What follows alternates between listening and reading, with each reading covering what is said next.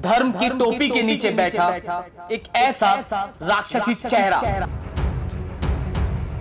जिसने बाबा बनकर सैकड़ों हिंदू लड़कियों की जिंदगी को बर्बाद कर दिया।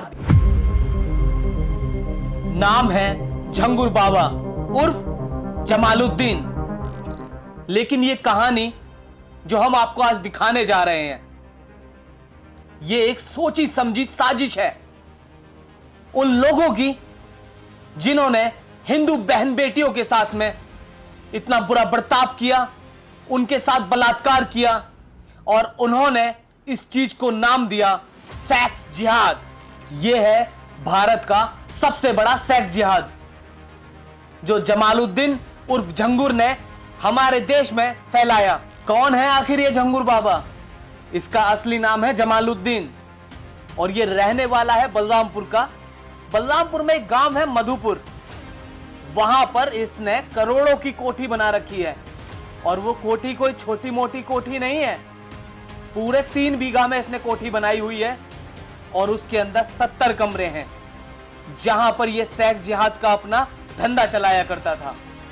अगर आप उस कोठी को देखोगे तो वो कोठी आपको ऐसी नहीं लगेगी कि किसी बाबा की कोठी है। वो कोठी आपको ऐसी लगेगी कि किसी डॉन की कोठी हो।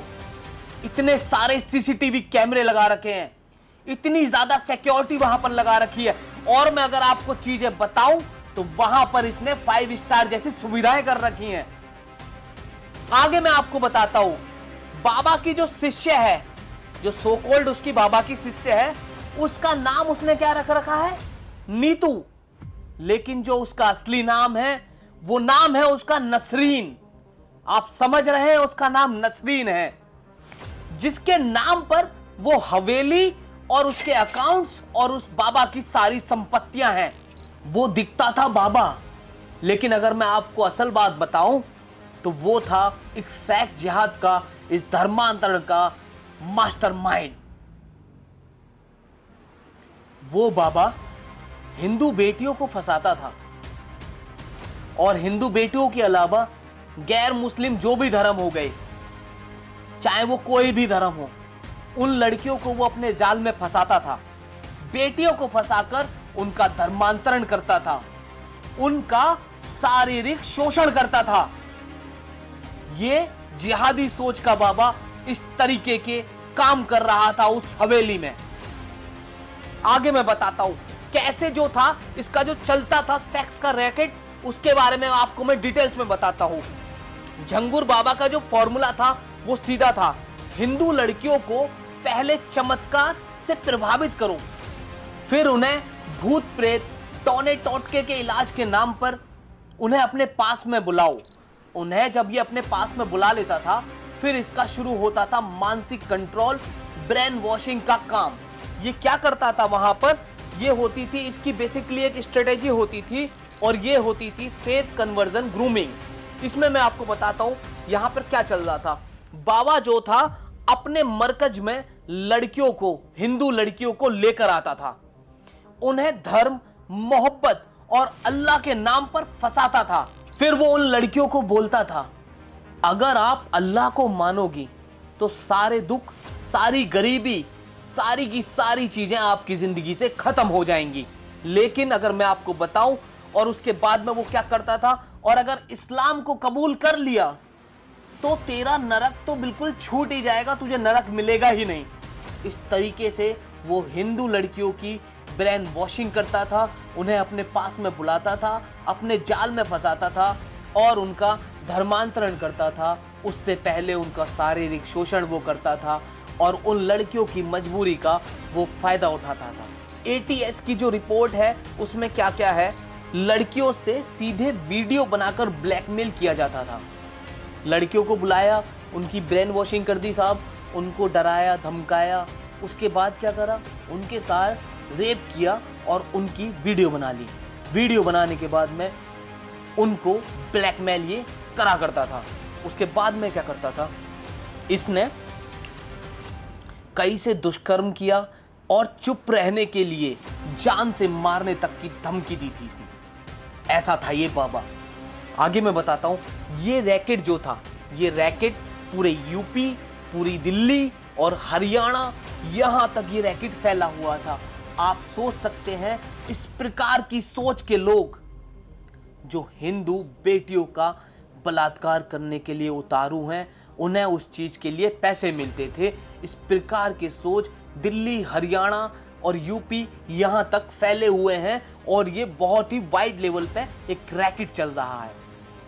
और ये था इनका सेक्स रैकेट, ये यहां पर चल रहा था। इसके बाद में ये क्या करते थे, ये जो था असल में ये लव जिहाद नहीं था साहब, ये लव जिहाद नहीं था।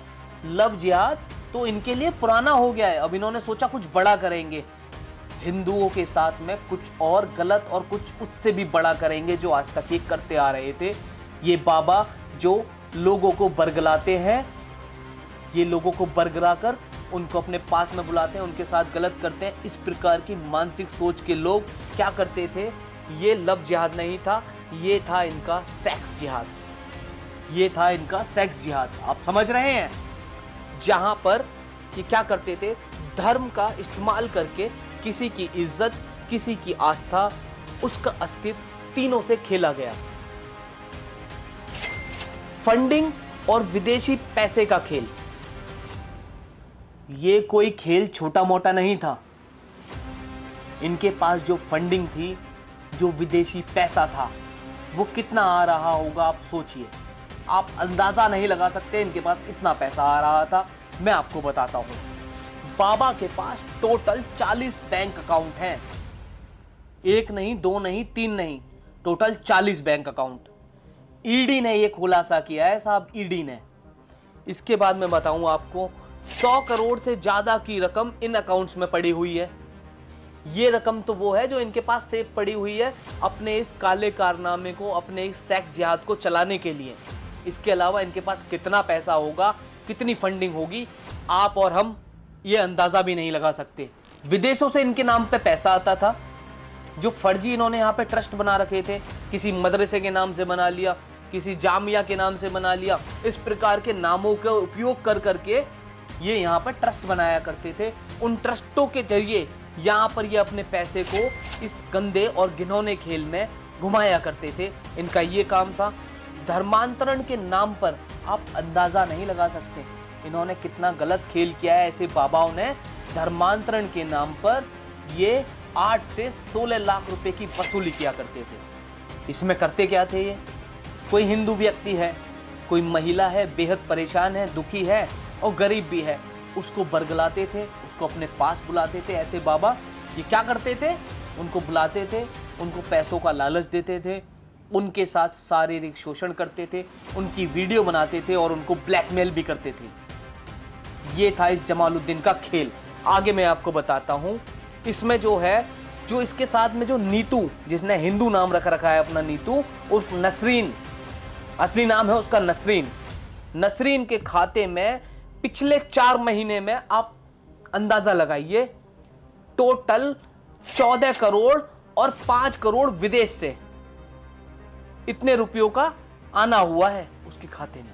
यानी ये लोग क्या करते थे, सेवा और भक्ति करने वाले जो बाबा हैं, ये जो अपने आप को जमालुद्दीन, झंगुर बाबा और ये जो इस सोच के बाबा है, ये क्या करते थे, असल में इन्होंने जो बना रखा था, करोड़ों रुपए का धर्मांतरण के ये मालिक बन चुके थे। इनका काम ये था, विदेशों से इनके पास फंडिंग आ रही थी कि धर्मांतरण कराओ और किसी भी तरीके से कराओ और हम आपको उसके बदले पैसा देंगे।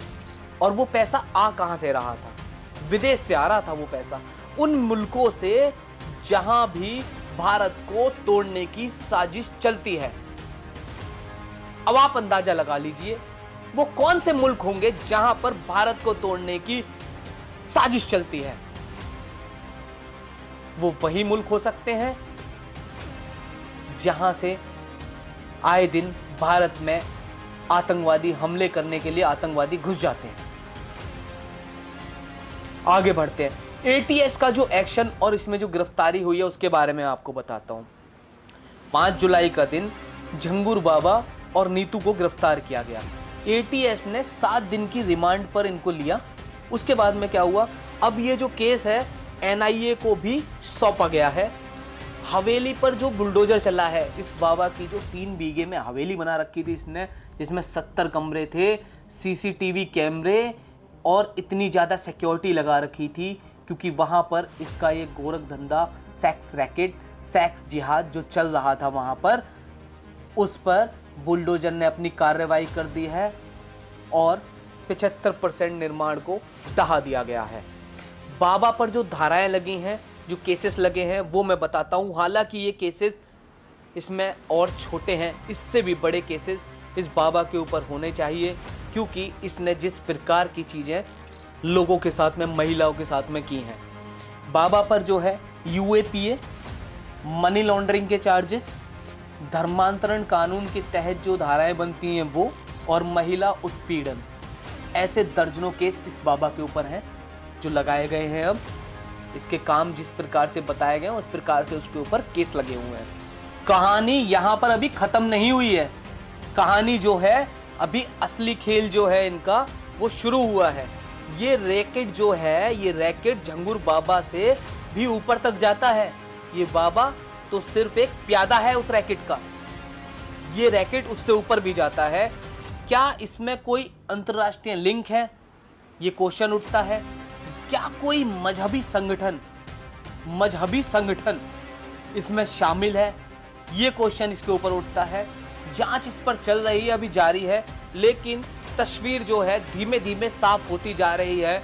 जिस तरीके से इन्होंने अपनी जिहादी सोच को इस बाबा ने यहाँ पर लाने की कोशिश करी, महिलाओं के साथ में गलत उत्पीड़न करा, ये जिहादी सोच इस बाबा की यहाँ पर दिखती है कि किस प्रकार से हिंदू बहन बेटियों के साथ में इसने गलत किया, उनका बलात्कार किया, धोखे से धर्मांतरण किया, या फिर ब्लैकमेल करके भी धर्मांतरण किया। आगे हम जब चलते हैं इसमें, आगे और मैं जानकारी आपको देता हूं। इस पे जो समाज की प्रक्रियाएं हैं और जो मांग है वो क्या है, मैं वो आपको बता देता हूं। महिला आयोग अध्यक्ष बबीता चौहान जी ने इस झंगुर बाबा और जमालुद्दीन के खिलाफ फांसी की मांग की है। इसके आगे मैं आपको बताता हूं। कई पीड़ित लड़कियों के परिवार जो है, जिन लड़कियों के साथ में इन्होंने गलत किया, उन लड़कियों के परिवार जो हैं अब सामने आए हैं और उन्होंने कहा है, हमारी बेटी को मानसिक रूप से गुलाम बना दिया गया था। उन हिंदू बेटियों को मानसिक रूप से गुलाम बना दिया गया था। किस प्रकार से इस बाबा ने उनकी ब्रेन वॉशिंग की होगी, आप समझ सकते हैं। आगे मैं आपको बताता हूं। समाज में इस चीज को लेकर के भारी आक्रोश है और ये बोला जा रहा है, इस प्रकार की सोच वाले व्यक्तियों को भारी भरकम फांसी तो इनके लिए मतलब होनी चाहिए, और उससे भी कोई ऊपर की सजा होती हो तो समाज के लोग तो ये मांग कर रहे हैं, साहब इनको वो सजा दे दी जाए। आगे मैं आपको बताता हूं लोगों का क्या कहना है। अगर झंगुर जैसे लोगों को सजा नहीं दी गई तो और बेटियां भी फंसेंगी इन जालों में, क्योंकि मैंने आपको पहले ही बताया, झंगुर बाबा सिर्फ एक प्यादा है। ऐसे बहुत से जिहादी मानसिकता वाले लोग अभी भी मौजूद हैं, जिन्हें विदेशों से फंडिंग आ रही है और एनआईए भी पूछताछ कर रही है झंगुर बाबा से और जांच चल रही है। और मैं बता रहा हूं आपको, इसके पीछे बहुत सारे लोग सामने आएंगे, उनके चेहरे, उनके नामों का आपको पता चलेगा। आगे हम बढ़ते हैं। ये जो समय है, ये न्याय का समय है, ये समय है जागरूकता का, लोगों में जागरूकता होनी चाहिए, और ये समय है बाबा जैसे भेड़ियों को उनकी औकात दिखाने का। ऐसे झंगुर बाबा जैसे, जमालुद्दीन बाबा जैसे लोगों को उनकी औकात दिखाने का ये समय है। हालांकि योगी जी जो उत्तर प्रदेश के मुख्यमंत्री हैं, उन्होंने भी बोला है ऐसे लोगों को कतई बख्शा नहीं जाएगा, उन्होंने ये बात बोली है। आगे हम इसमें चलते हैं और मैं आपको चीज़ें बताता हूँ। इस वीडियो के मैं अंत में ही आ चुका हूँ, आपको जो मैं जानकारी दे सकता था दे रहा हूँ। झंगुर बाबा का केस अकेले झंगुर का नहीं है, ये चीज़ें मैंने आपको पहले ही बताई हैं, और ये सभी नकली बाबाओं का जो चेहरा है, जो धर्म और बेटियों दोनों को बेचकर पैसे कमाने का इनका काम है। ये किसी धर्म और मजहब के नहीं है, और इनका काम है हिंदू बेटियों को या और धर्म की जो बेटियां हैं या फिर जो गरीब बेटियां हैं जो दुखी हैं उनको अपने जाल में फंसाना और उनका धर्मांतरण कराना, चाहे वो तरीका कोई भी हो, चाहे वो तरीका उनका रेप करके, उनकी वीडियो बना करके उनको ब्लैकमेल करने का ही क्यों ना हो। आज मैं आपको ये बोल रहा हूँ, अगर आज आप लोग चुप रहे तो कल क्या होगा? कल इसमें आपकी बहन या भांजी को भी या बेटी को भी ऐसी जिहादी सोच वाले, जमालुद्दीन जैसी सोच वाले लोग टारगेट कर सकते हैं। मैं आपको ये बात बता रहा हूँ, क्योंकि झंगुर बाबा सिर्फ एक नहीं, ऐसे और लोग हमारे देश में बसे हुए हैं जिनका काम ही यही है। इसलिए मैं आपसे चाहूँगा कि आप अपनी आवाज़ को उठाएं।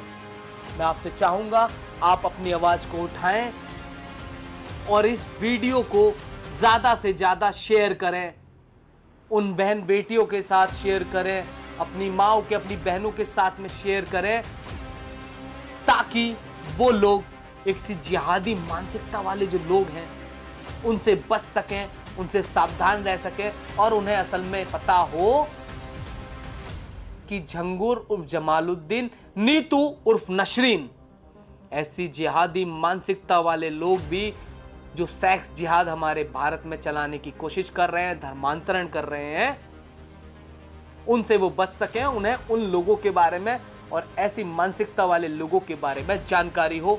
मेरा अपने सभी दर्शकों से, सभी भाइयों से ये निवेदन है, सभी बहनों से ये निवेदन है, इस वीडियो को शेयर करें और इस वीडियो पे कमेंट करें और इस वीडियो को लाइक करें और चैनल को सब्सक्राइब ज़रूर करें। ये थी मेरी अपनी रिपोर्ट।